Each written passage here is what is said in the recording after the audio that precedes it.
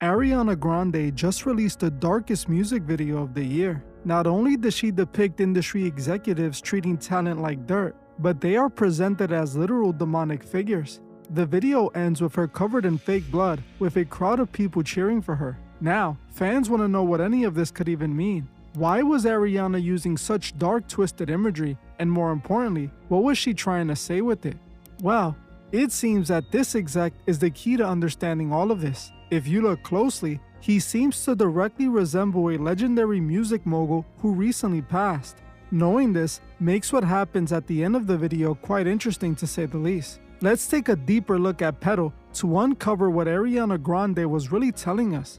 By the end of this video, you will never look at her the same way again.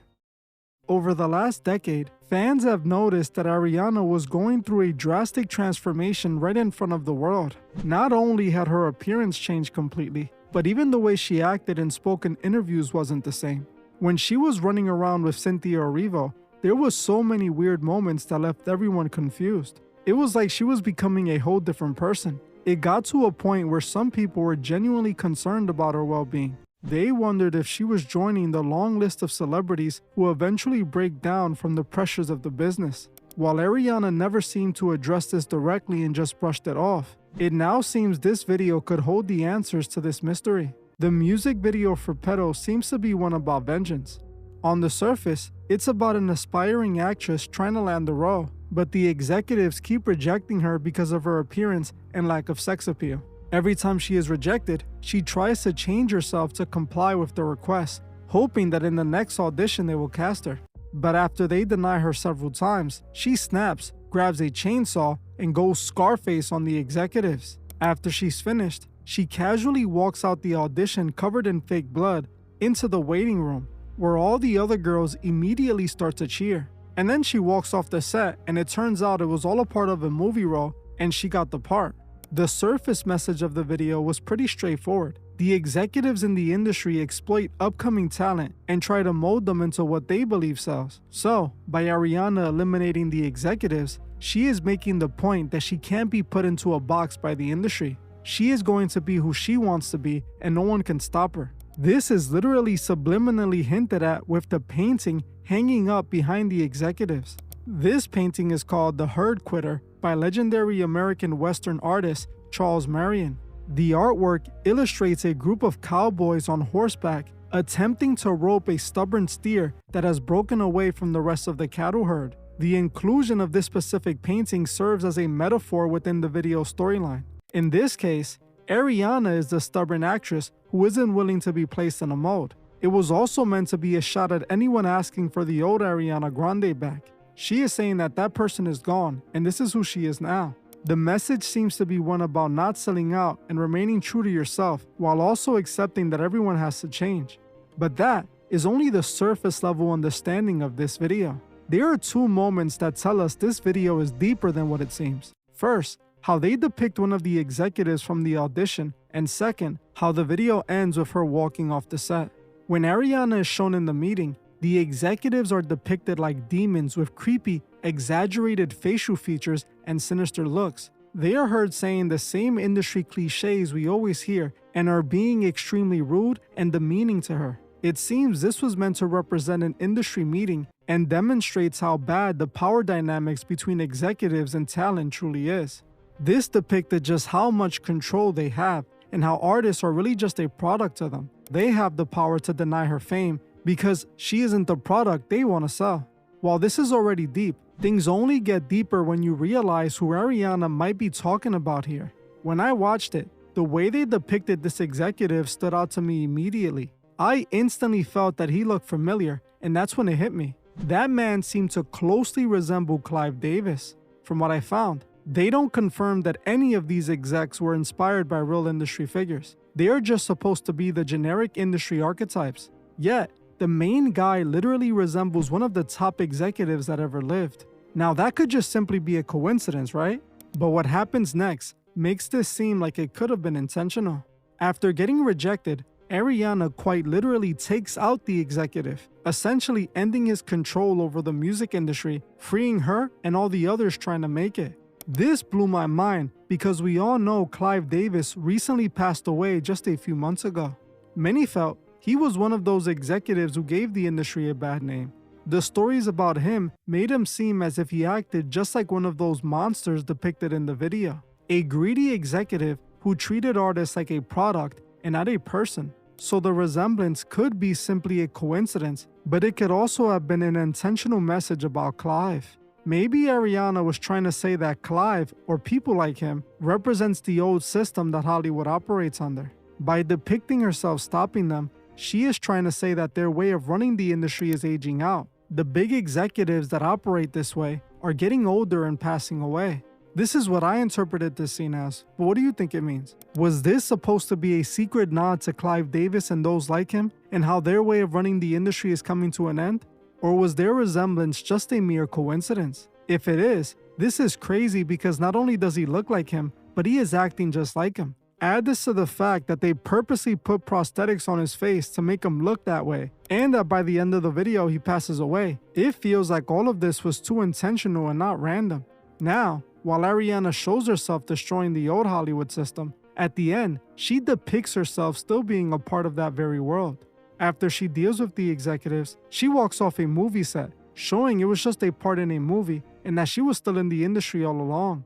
This moment was very telling because in the video, she was depicting what it is like for upcoming talent and what has to be done to get the executives' approval. They have to quite literally sell out and become someone they are not for fame. Hollywood doesn't push talent, it pushes a perfect product.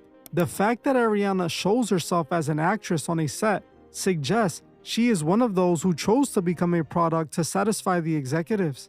This could explain why it seems she has changed so many times over the years. It might be because she was never truly in control of who she is. She's just a product who becomes whatever the executives tell her to be. When she started acting, she was told to be a stereotypical dumb pretty girl. She was forced into that role if she wanted success. When her music was blowing up in the 2010s, she was told to act more hip-hop because the genre was dominating at the time.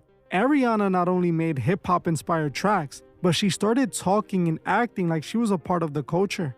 When she was cast in Wicked, we again saw her change herself to fit whatever the industry wanted her to be to sell the movie. Ariana started acting like an innocent childlike person in her interviews and public appearances. Some felt that she was just acting like this because she was embodying the character. Those old moments during her Wicked press run could have been because the executives felt this is what she needed to be.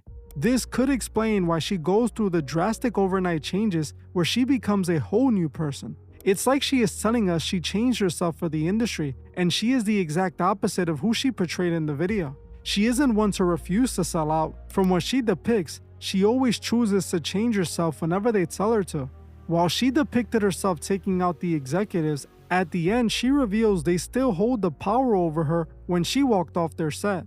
This could explain everything that we have seen over the years. It could also explain some of the other strange things she's done. Sometime back, I made a video about Ariana discussing the beliefs she was into. Is there an in-between anywhere where rap meets the universe? Yeah. I'm somewhere in between.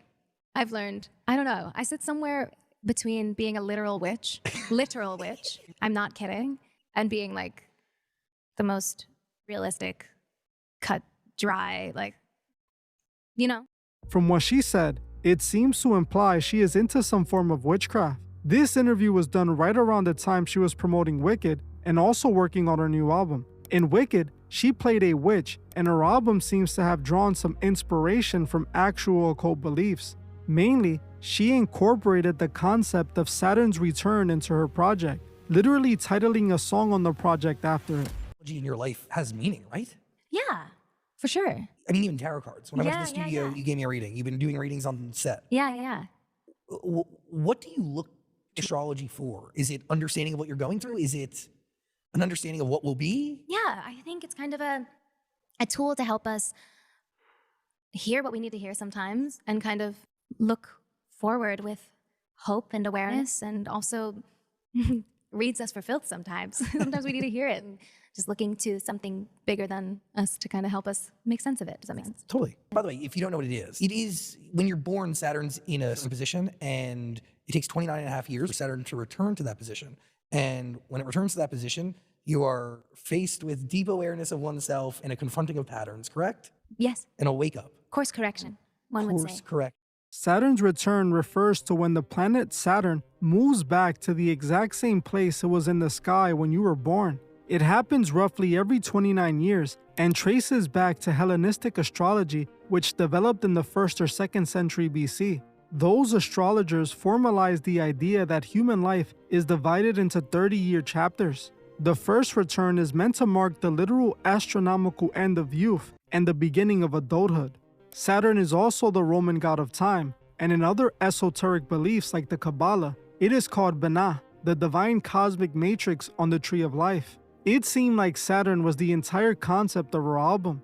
Strangely, this is actually quite common in the industry, as other artists like SZA sang about Saturn's return as well.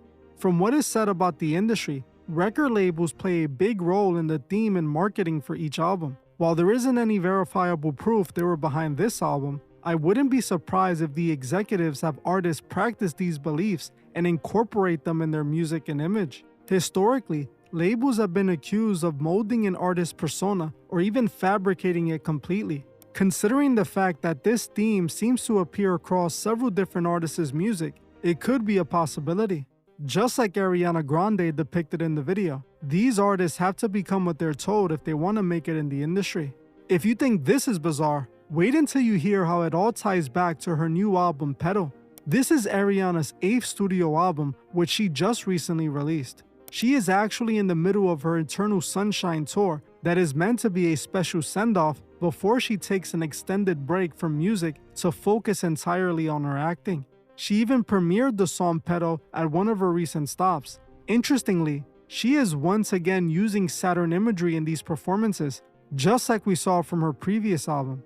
During her Erasing Era interlude, we see Ariana depicting some very coded imagery. It starts with her looking at her reflection in a mirror. Out of nowhere, the mirror cracks, the bathroom walls split open, and water starts bursting through. Everything begins flooding and Ariana is seen running out of the bathroom as the whole building becomes submerged. After she escapes, she finds herself in a dark, empty place where she sees another version of herself sitting hooked up to a computer as if she was being programmed. The first thing I noticed was the black and white symbolism on the floor. This scene is very strange and gives off mind control. When Ariana approaches the computer, it begins to glitch, and then she is pulled by multiple hands and falls through a portal on Saturn's rings. This is when she wakes up and finds a little girl version of herself who becomes her guide. She then shows her the different versions of herself, and Ariana attempts to erase them all, but the computer malfunctions, leaving her with no choice but to join the 3 versions of herself on a chair. This interlude seems to depict her going through her Saturn's return moment. In the video, when she showed herself sitting next to her younger and older self, this was a direct nod back to the concept of the 3 phases of life. Like I said, a person's life is separated by 3 distinct phases: the first return, the second return, and the third return. She was depicting herself participating in this practice. Knowing this, it seems that her video wasn't telling a story about an artist bringing down the old structure of the industry. It was about her going through her Saturn's return and once again being what those in the industry want her to be. Seeing just how many artists have been using this imagery in their music tells us this is likely deeply rooted in the industry. I literally just covered Katy Perry's strange music video for Watch It Burn.